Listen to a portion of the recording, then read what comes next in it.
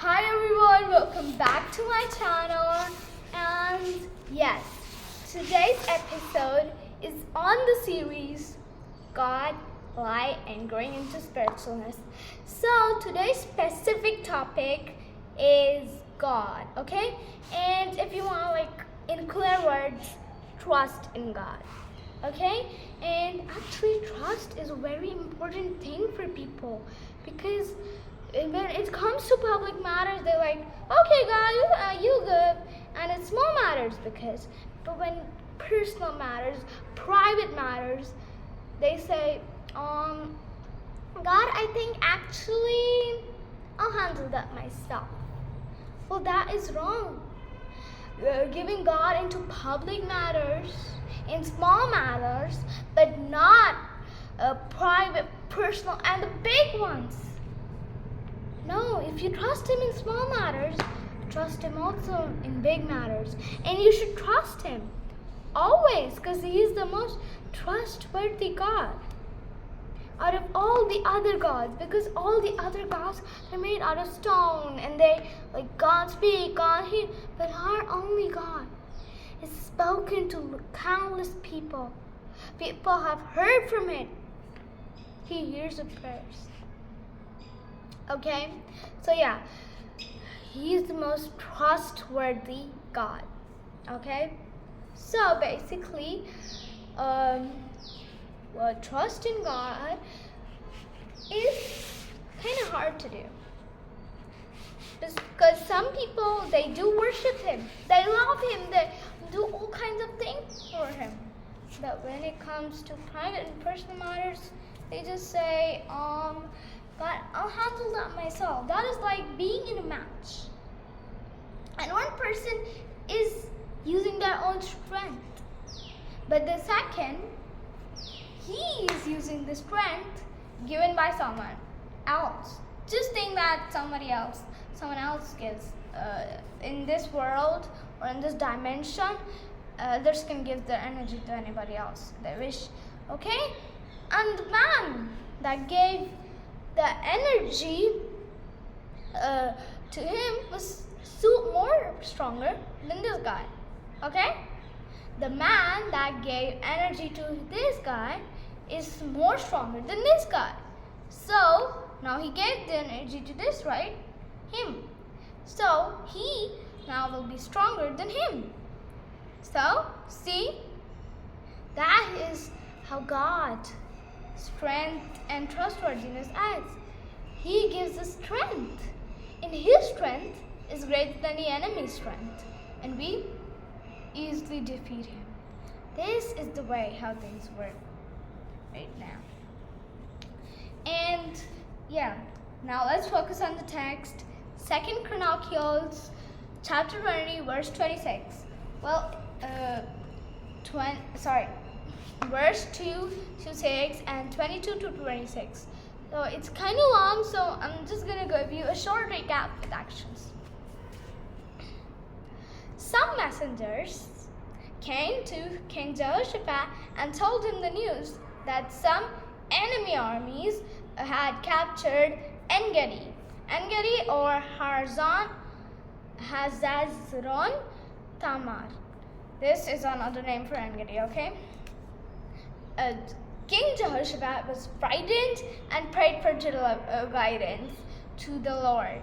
And then King Jehoshaphat ordered a fast of all the people in the country to ask for deliverance to war. And in 22 to 26, his enemies were the Ammonites, Edomites, and the Moabites, okay? So the Ammonites, let's see, this Ammonite, Edomite, and this is Moabite. The Ammonite and the Moabite fought together against the Edomite one and defeated the Edomites. Now the Ammonites and the Moabites are left. So they turned into each other into fighting, and all of them died. Nobody escaped. Now what happens when King Jehoshaphat and the Judean army go to fight him? they just see, oh my, everybody is dead. We just have to go and take the loot. They take 3 days to take the loot. On the 4th day, they go to the valley of Baraka, and there they praise God. And that is why the valley is known as Baraka, because Baraka means praise in Hebrew. Whoa, that was a quick recap and kind of short.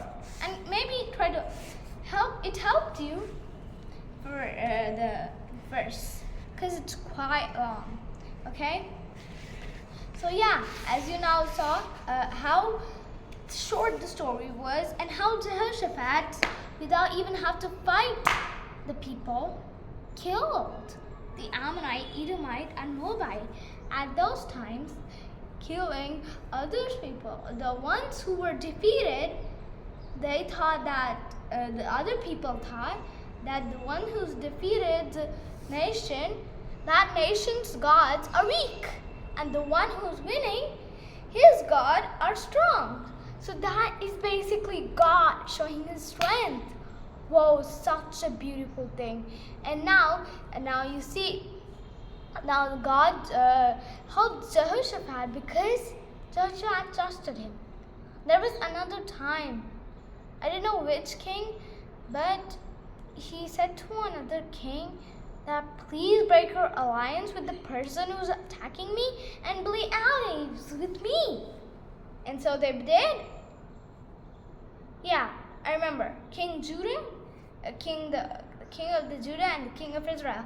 King of Israel came to destroy the king of Judah. So he told to the emperor of Assyria, please break your alliance with the